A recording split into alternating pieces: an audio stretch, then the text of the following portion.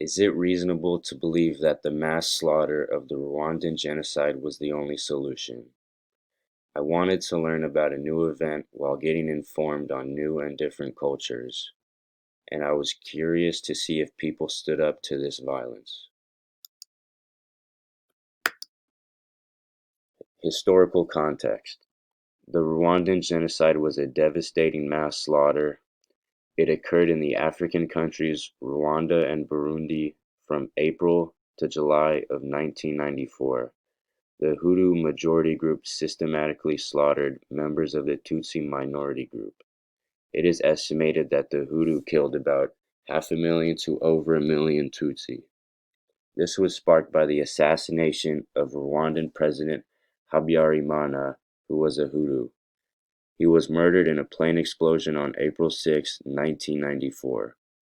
This triggered the Hutu to mass slaughter the Tutsi and was the main reason for the Rwandan genocide. Secondary source book. Steve Irwin, the author of Left to Tell, claimed a Tutsi woman said, "In our home, racism and prejudice were completely unknown. I was not aware that people belonged to different tribes or races, and I didn't even hear the terms Tutsi or Hutu."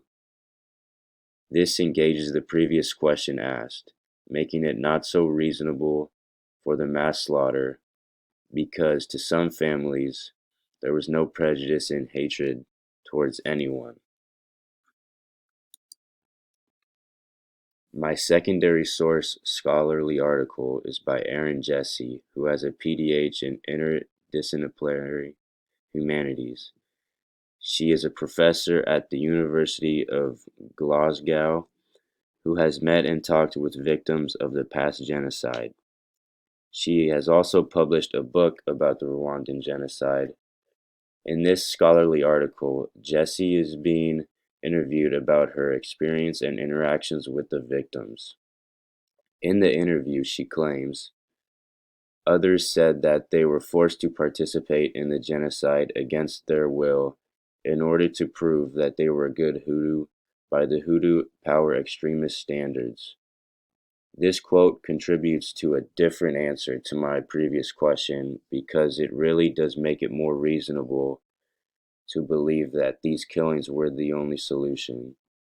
This is because many members of the Hutu were given no choice and actually forced by the extremists to kill members of the Tutsi. Primary source. Anne Duquette stated in an entry to her journal, "We visited a mass grave of the Rwandan genocide victims. A metal house. You enter and descend down metal steps. On both sides are shelves, about a story and a half high, of skulls, lined up like eggs in a carton. Rows and rows of skulls, some little. There are skeletons lying, some with bent legs as though running." This journal entry from Duquette describes her visit to one of the mass graves of where the Tutsi were systematically slaughtered. She goes into good detail of her experience at the mass grave in Rwanda, of how the Hutu people killed so many victims. They were forced by military and extremists to murder their Tutsi neighbors, and in some cases, they were given incentives such as food, money, and land in exchange for killing the Tutsi. This gives the Hutu members no choice but to kill them because they really need things like food and money in these very poor conditions in Africa. This again contributes to the question, making it more reasonable for the mass slaughter because the Hutu people were persuaded to kill the Tutsi for benefits and things they need. Church and state. The theme that correlates best with the Rwandan genocide would have to be church and state. This is displayed through the direct correlation between the beliefs one has, being their group either Hutu or Tutsi. This connects with the nation of Rwanda and Burundi, because what group they are in decides if they are going to kill or get killed in this genocide. We're excited.